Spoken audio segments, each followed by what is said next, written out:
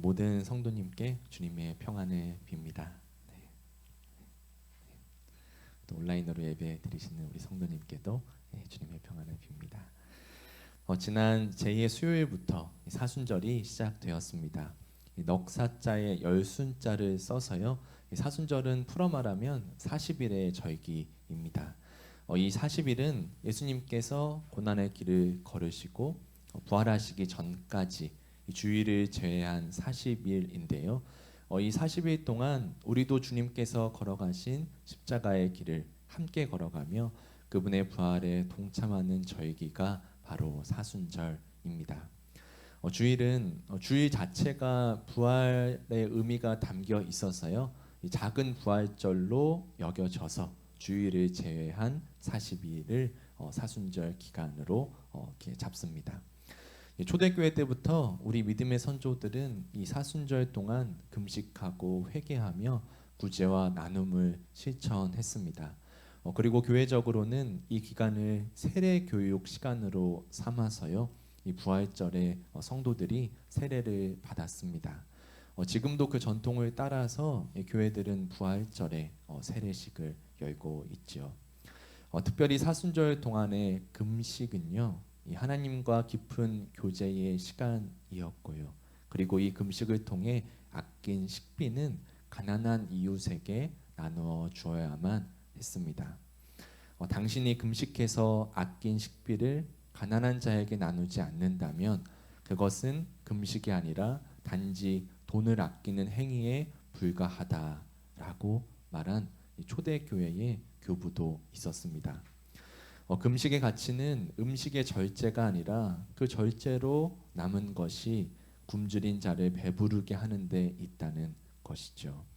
예수님께서 십자가 지신 이유도 자기 자신을 위해서가 아니라 이웃을 위해서 온 세상을 위한 희생이었듯이 말입니다.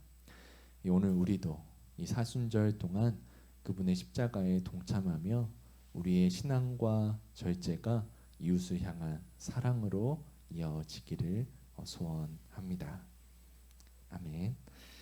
잠시 기도하고 말씀 나누겠습니다. 주님, 이제 주님의 말씀을 나누고자 합니다. 주님의 참 복음의 진리를 바르게 잘 전할 수 있도록, 잘 들을 수 있도록 성령 하나님께서 이 시간 예배하는 모든 자들의 그 마음 가운데 역사하여 주시옵소서. 예수님의 이름으로 기도드립니다. 아멘.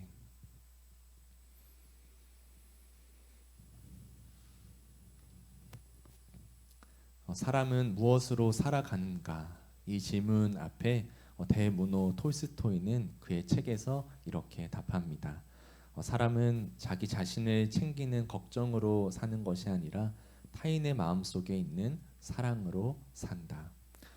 이 책의 에피소드는요, 이 천사 미카엘이 홀로 두 딸을 키우던 어머니의 영혼을 거두어 오라는 하나님의 명령을 받으면서 시작되는데요. 미카엘이 그녀의 영혼을 거두려고 하자 그녀는 절규하며 애원했습니다. 주님, 제가 없으면 이 어린 것들을 누가 먹이고 입힙니까? 도와줄 친척도 이웃도 없으니 제발 저를 데려가지 말아 주세요. 하지만 미카엘은 하나님의 명령을 따라 그녀의 영혼을 거두어 하늘로 올라갔습니다. 세월이 흐른 뒤에 다시 땅으로 내려오게 된 미카엘은 이 뜻밖에도 건강하게 잘 자란 그 두 딸을 다시 만나게 되는데요. 이 어머니가 없으면 죽을 줄 알았던 아이들을 살린 것은 다름 아닌 이웃 여인이었습니다. 자신의 아기를 잃은 슬픔 속에 살던 이웃이었던 그 여인이 홀로 남겨진 아이들을 발견하고 자신의 친자식처럼 정성을 다해 길러낸 것입니다. 그 밝은 아이들의 모습을 보며 천사 미카엘은 마침내 깨닫게 되죠. 이 부모가 없으면 죽을 줄 알았던 생명들이 이 생면부지 타인이 베푼 사랑 덕분에 살아가고 있다는 것을 말입니다. 그래서 천사 미카엘은 인간은 스스로를 돌보는 이기적인 걱정이 아니라 서로의 마음속에 심겨있는 사랑에 기대어 살아가는 존재임을 깨닫게 됩니다. 그리고 이렇게 덧붙입니다. 이 사랑 안에 거하는 사람은 하나님 안에 거하는 것입니다. 왜냐하면 하나님은 곧 사랑이시기 때문입니다.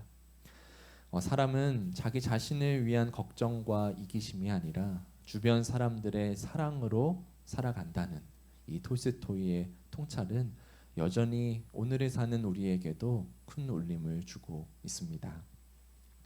오늘 본문 역시 사람은 사랑으로 살아가고 그 사랑 안에서 사명을 감당한다는 것을 우리에게 보여주고 있는데요. 바로 예수님께서 세례 요한에게 세례를 받는 장면입니다. 예수님께서 세례를 받으실 때 하늘에서 하나님의 음성이 들려오죠. 너는 내 사랑하는 아들이다. 내가 너를 기뻐한다. 그리고 이 말씀 직후에 곧바로 예수님은 이 광야로 이끌려 40일간의 40일 동안 사탄의 시험을 받으면서 공식적인 공생애가 시작됩니다. 이 공생애는요, 예수님이 사적으로 한 개인의 삶을 살아가는 것이 아니라 하나님의 아들로서 이 공적으로서 그 구원의 사명을 감당하는 삶을 살아간다라고 해서 공생애라고 말합니다. 하나님은 우리에게 사명을 주기에 앞서 그분의 사랑으로 우리에게 찾아오시는 분인데요. 오늘 우리를 향해서도 너는 내 사랑하는 자녀다. 내가 너를 기뻐한다. 동일하게 말씀하시는 하나님의 사랑으로 말미암아 우리의 사명도 다시금 시작하고자 합니다. 이번 사순절 동안에는요, 마가복음을 통해서 예수님의 십자가 여정을 나눠 보려고 하는데요. 이 마가복음 본문을 더 깊이 이해하기 위해서 간략히 이 마가복음을 소개하고자 합니다. 먼저 마가복음은요, 이 사복음서 중 가장 먼저 쓰였으며 주로 로마인을 대상으로 상정하고 로마인을 독자로 상정하고 기록되었다고 학자들은 추정합니다. 이 복음서마다 뚜렷한 특징이 있는데요. 이 마태복음은 전에도 한번 말씀드렸듯이 유대인을 대상으로 쓰인 것으로 봅니다.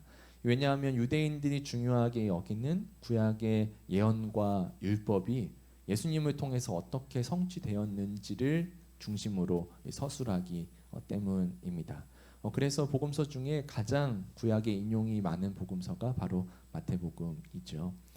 반면에 누가복음은 유대인이 아니라 이방인들을 위해서 지금 말로 말하면 당시에 살아가는 외국인들을 위해서 쓰였다고 보는데요. 그래서 그 누가복음의 내용은 예수님께서 유대인만의 주님이 아니라 모든 사람들을 위한 모든 인류를 위한 구원자임을 강조합니다. 그리고 마지막으로 요한복음은요, 이 앞에 이 복음서와는 다르게 예수님이 누구신지를 그 본질을 깊이 다루는 책으로서 쓰여 있습니다. 그래서 우리가 공관복음이라고 말할 때는 마태, 마가, 누가복음을 말하고요, 요한복음은 이렇게 따로 말합니다. 이 마가복음은 로마인들의 대상으로 쓰여졌다고 말씀드렸는데요. 이 철학을 중요시했던 그리스인들과는 다르게 이 구약의 예언과 율법을 중요시했던 유대인들과는 다르게 이 로마인은 이 세계를 정복한 정복자의 문명 속에 살아가는 사람들입니다.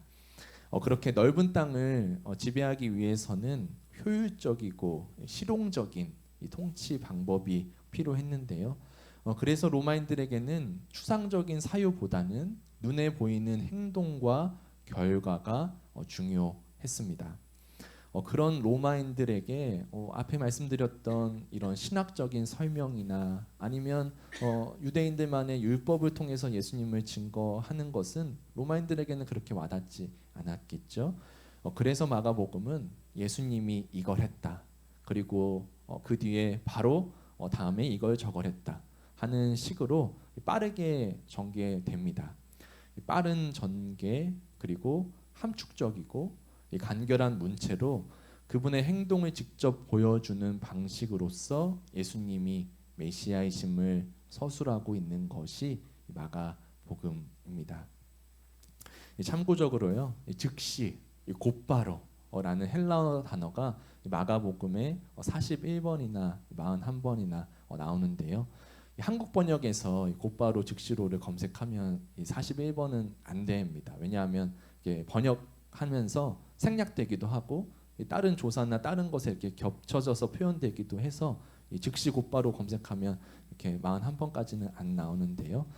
신약 전체에 이 단어가 51번 나오는데 그분의 대부분이 이 짧은 복음서에 40번이 넘게 이 41가 나온다는 것을 보면요. 이 마가복음이 얼마나 간결하고 또 속도감 있게 예수님의 행적을 서술하고 있는지를 우리가 알 수 있습니다. 이런 연유로 이 마가복음에는 예수님의 탄생 이야기도 없고요. 그리고 족보도 생략된 채로 곧장 예수님의 세례 장면부터 시작합니다. 이 마가복음에서 예수님의 진짜 이야기, 그 시작은 예수님께서 직접 찾아가신, 직접 행동하신, 그렇게 해서 세례를 받으신 그 장면이었던 것이죠. 이제 마가복음 본문을 살펴보려고 하는데요. 예수님은 요단강에서 세례를 베풀던 요한에게 찾아가서 세례를 청하십니다. 다른 복음서에는 대화 내용도 나와 있죠. 세례 요한이 내가 예수님께 받아야 하는데 어떻게 제가 예수님께 세례를 이렇게 줍니까? 라고 말하니까 예수님께서 해라. 그것이 모든 일을 다 이루는 것이다. 라고 이렇게 말씀하시고서 이렇게 세례를 받게 되는데요. 마가복음은 그 이야기가 다 생략된 채로 군더더기 없이 이 장면을 기록하고 있습니다. 오늘 본문의 9절부터 11절인데요. 다시 한번 함께 읽어보기 원합니다. 우리 함께 읽겠습니다. 그 무렵 예수님이 갈릴리 나사렛에서 요단강으로 오셔서 요한에게 세례를 받으셨다.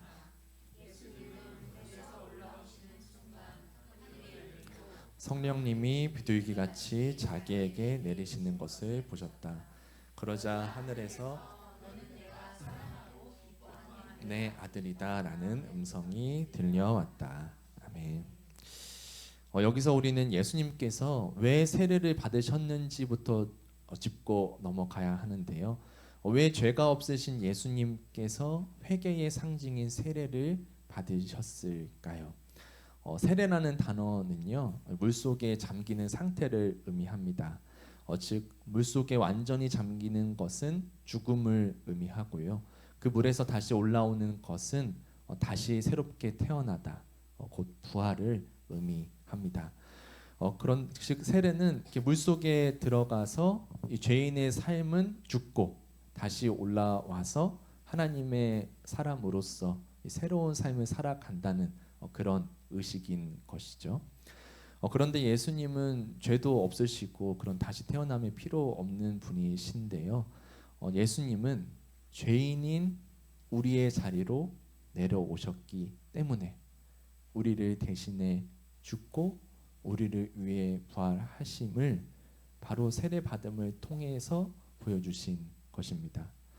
다시 풀어서 말하자면 우리의 죄를 짊어지고서 죽음으로 들어가셨다가 물속에 들어가셨다가 다시 올라오심, 부활하심으로써 그 십자가 구원이 이루어진다는 것을 세례 받음을 통해서 보여주고 있는 것이죠. 예수님이 죄인이 됐다라는 것이 아니라 예수님이 죄인인 우리의 자리로 내려오셨다라고 이해하시면 좋겠습니다. 그래서 세례도 받고 그래서 부활하심으로써 그 십자가의 구원이 세례받는 장면 안에 다 담겨져 있는 것이죠. 즉 예수님께서 세례를 받으셨다는 건 이 온 세상을 구원하기 위한 하나님의 구원 계획을 그분께서 전적으로 온전히 받아들이시고 그 십자가의 길을 걷겠다는 선언이기도 한 것입니다. 예수님의 순종에 하나님께서 응답하듯이 예수님께서 물속에 잠겼다가 올라오시는 그 순간 성서는 하늘이 열리고 성령님이 비둘기같이 내려오셨다라고 이렇게 기록하는데요. 여기서 하늘이 열렸다는 것은요, 어떤 초자연적인 현상, 뭉친 구름이 갑자기 열렸다 이런 것을 말하는 것이 아니고요. 죄로 인해서 닫혀 있던 하나님과 인간 사이의 문이 예수님을 통해서 열리게 되었다라는 뜻입니다. 그리고 이 단어는요, 마가복음 15장에서 예수님께서 십자가에서 죽으실 때 성소의 휘장이 찢어졌다라는 표현이 있거든요. 이 찢어졌다와 하늘이 열렸다가 같은 단어입니다. 번역은 다르게 했지만요, 이 문맥에 따라서 곧 마가복음은 수미상관을 사용한 것이죠. 예수님께서 세례 받으실 때 하늘이 열린 것처럼 예수님께서 십자가에 달려서 죽임 당하실 때 성소의 휘장이 찢어진 것을 보여주면서 예수님께서 그 죄로 인해서 하나님과 인간 사이에 닫힌 그 문을 여셨다라는 것을 이렇게 보여주고 있는 것입니다. 예수님의 전 생애가 무엇을 향해 걸어가고 있는지, 그리고 예수님께서 십자가에 달리신 이유가 무엇인지를 그 단어를 통해서, 이 수미상관의 구조를 통해서 더욱 명확하게 있는 독자들에게 보여주고 알려주고 있는 것이죠. 그리고 그 열린 하늘에 성령 하나님이 예수님께 비둘기 같이 내려오셨다고 기록해 있는데요. 이 비둘기는 노아의 홍수 이후부터 이 물이 걷히고 이 새 땅이 시작되었음을 알리는 평화의 상징이었습니다. 노아의 홍수 창세기를 읽어보면 이렇게 비가 다 내리고 홍수 가운데 있는데 세 번 새들을 보내잖아요. 근데 까마귀도 보내고, 근데 마지막 세 번째 때 비둘기가 배로 다시 돌아오지 않죠. 그것은 곧 배만 이렇게 착륙할 수 있는 게 아니라 새로운 땅이 있다는 것이잖아요. 그래서 이 비둘기를 두고서 평화의 상징이다. 새로운 땅, 새로운 하나님의 시대가 시작되었다는 것을 상징적으로 보여준 것이죠. 그래서 아마도 사람들이 이 본문을 비둘기 같이 내려오셨다 읽었을 때 분명히 그 노아의 홍수를 떠올렸을 것입니다. 아, 이제 심판의 시대가 끝나고 주님께서 회복의 시대가, 주님께서 이루어 가신 회복의 시대가 이루어지는구나. 새로운 땅, 새로운 평화, 새로운 시대가 열리는구나를 비둘기가 성령 하나님이 비둘기처럼 내려오셨다라는 것을 통해서 딱 이렇게 보여주고 있는 것입니다. 마치 창세기에서 혼돈의 땅 위에 하나님의 영이 임하시고 창조를 하셨듯이요. 이 죄악으로 망가져 버린 이 세상을 회복하는 새로운 창조가 예수님을 통해서 시작된다는 뜻입니다. 이 회복의 사명을 감당하실 분이 바로 예수님이심을 비둘기처럼 예수님 위에 내려오시는 성령 하나님의 임재하심을 통해서 공적으로 모든 사람 앞에서 확인해주고 알려주고 있는 것이죠. 그리고 이 장면의 정점으로서 하나님으로부터 예수님을 향한 음성이 들려오는데요. 너는 내가 사랑하고 기뻐하는 내 아들이다. 이 말씀은 구약의 두 본문이 결합된 하나님의 음성입니다. 시편 2편과 그리고 오늘 예배 부름 때 나누었던 이사야 42장 1절인데요. 이 말씀 제가 가져와 보았습니다. 이 말씀도 함께 읽어보겠습니다. 내가 나의 거룩한 산 시온산에 나의 왕을 세웠다 하신다. 나 이제 주님께서 내리신 칙령을 선포한다. 주님께서 나에게 이르시기를 너는 내 아들, 내가 오늘 너를 낳았다. 나의 종을 보아라. 그는 내가 붙들어주는 사람이다. 내가 택한 사람, 내가 마음으로 기뻐하는 사람이다. 아멘. 시편 2편은요. 이스라엘에서 새로운 왕이 세워질 때 하나님께서 그 왕을 내 아들로 선포하고 있는 시입니다. 즉 예수님이 참된 하나님께서 보내신 이 땅의 진정한 왕이심을 나타내고 있는 것이죠. 그리고 여기에 하나님은 이사야의 말씀을 덧붙여서 이 음성을 들려주시는데요. 내가 기뻐한다는 이 표현은요. 하나님께서 구약 시대 때 제사를 받으실 때 쓰였던 단어입니다. 즉 이 제사라는 것은 이 죄사함을 받기 위해서 그 사람을 대신해서 희생 제물이 드려지는 것인데요. 오늘 함께 그 크신 하나님의 사랑 때 함께 찬양하면서 불렀던 그 가사의 고백처럼 하나님께서 예수님을 향해서 기뻐한다라는 이 단어를 쓰신 것은요. 예수님이 우리의 죄를 대신해서 희생 제물로 드려지는 그렇게 고난을 받을 종임을 알려주고 있는 것입니다.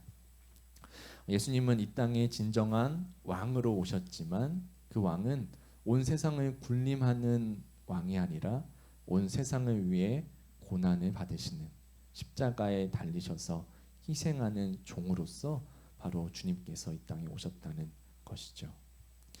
너는 내가 사랑하고 기뻐하는 내 아들이다. 하나님께서 이 말씀을 하셨을 때 예수님은 세례를 받으신 것 외에는 아직 아무것도 하지 않으셨던 때였습니다. 아직 단 한 번의 기적도 없었고요. 아직 단 한 명의 제자도 없었습니다. 아직 단 한마디의 가르침도 없었습니다. 그런데 하나님은 먼저 말씀하십니다. 너는 내가 사랑하고 기뻐하는 내 아들이다. 먼저 사랑이 있었고 그 사랑으로부터 사명이 시작된 것입니다. 예수님께서 십자가의 사명을 다 이루셨기 때문에 하나님께 사랑을 받은 것이 아니고요. 하나님의 사랑을 받으셨기 때문에 그 덕분에 십자가를 지실 수 있었던 것이죠. 우리가 하나님의 뜻대로 잘 살아서 구원을 받은 것이 아니라 먼저 우리를 찾아오신 사랑으로 인해서 우리가 구원을 받았듯이 말입니다. 그렇게 요단강의 감격이 끝나고 곧바로 하나님의 영은 예수님을 광야의 시험대로 이끄십니다. 이 마가복음에서는 사탄의 세 가지 시험이 다 생략되어 있는데요. 다른 복음서를 읽어보면 사탄은 예수님께 계속 이렇게 시험합니다. 네가 하나님의 아들이거든. 이렇게 해봐라, 저렇게 해봐라. 떡을 돌을 떡으로 이렇게 만들어 봐라. 떨어져 봐라 이렇게 이야기하는데요. 예수님이 하나님의 아들이 맞냐 아니냐 그 정체성을 흔들고 있는 것이죠. 예수님께서 어떻게 그 시험을 견디고 승리하게 되었는지 그 힘이 어디서부터 왔는지를 우리는 세례 장면을 통해서 알고 있습니다. 너는 내가 사랑하고 기뻐하는 내 아들이다. 먼저 하나님께 받은 그 사랑의 음성이 흔들리지 않는 영혼의 닻이 되어서 이 험한 폭풍과 같은 광야의 시험 속에서도 예수님을 붙들어 준 것입니다. 우리 인생의 시험을 이기는 힘도 바로 그분의 사랑으로부터 옵니다. 하나님의 자녀라는 정체성을 지키는 힘도 바로 그분의 사랑으로부터 옵니다. 우리에게 맡겨진 사명을 감당하는 힘도 바로 그분의 사랑으로부터 옵니다. 이 사랑의 힘은 성서뿐 아니라 현대 과학에서도 증명되었는데요. 소개드릴 이 연구는 인류 역사상 가장 오래 그리고 가장 많은 사람을 추적한 아동 발달 연구 중 하나로 불립니다. 이 발달 심리학자 에미 워너와 루스 스미스는 1955년부터 하와이 카우아이 섬에서 태어난 아기 698명 전원을 무려 40년 동안 추적해서 조사했습니다. 이 698명의 아가들 중에서 가난과 폭력, 부모의 불화, 알코올 중독, 정신질환과 같은 그런 최악의 환경에서 자란 고위험군 아이들 201명을 추렸습니다. 연구팀은 이런 가설을 세웠어요. 이런 열악한 환경에서 자란 아이들은 사회 부적응자가 될 확률이 높을 것이다 라고 말이죠. 그런데 연구 결과 고위험군 환경에서 자란 201명의 아이들 중에 약 3분의 1 정도의 아이들은 예상과 다르게 이 가설과 다르게 누구보다 건강하고 이 논문에 나온 표현을 그대로 표현하자면 누구보다 건강하고 책임감 있고 따뜻한 성인으로 어른으로 자라 있었습니다. 도대체 무엇이 이 차이를 만들었을까요?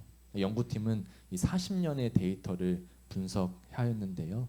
경제적 지원인지 아니면 교육 환경의 차이인지 아니면 상담이나 치료와 같은 그런 프로그램 덕분인지 모든 변수를 분석한 끝에 단 하나의 결정적 요인이 발견되었습니다. 바로 이것이었습니다. 그 아이의 삶에 조건 없이 그를 믿어주고 받아준 단 한 명의 어른이 있었는가?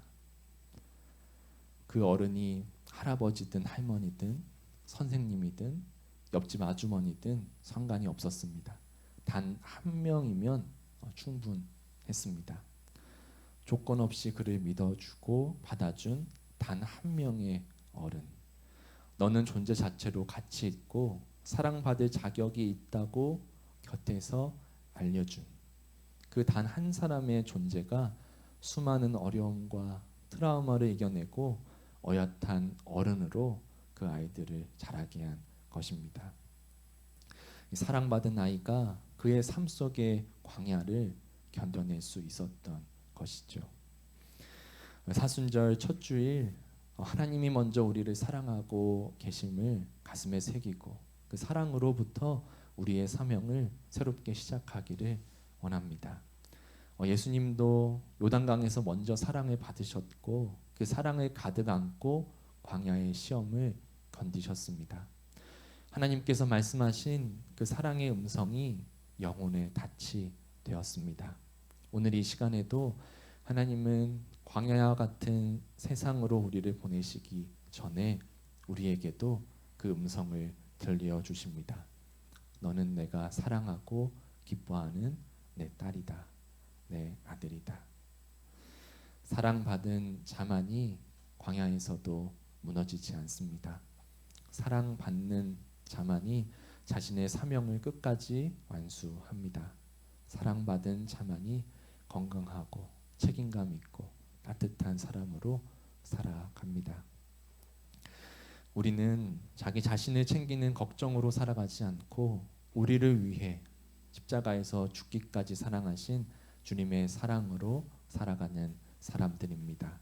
그 변치 않으시고 신실하신 주님의 사랑을 받아 우리에게 맡기신 사명을 걸어가는 우리 모두 되기를 간절히 축원드립니다.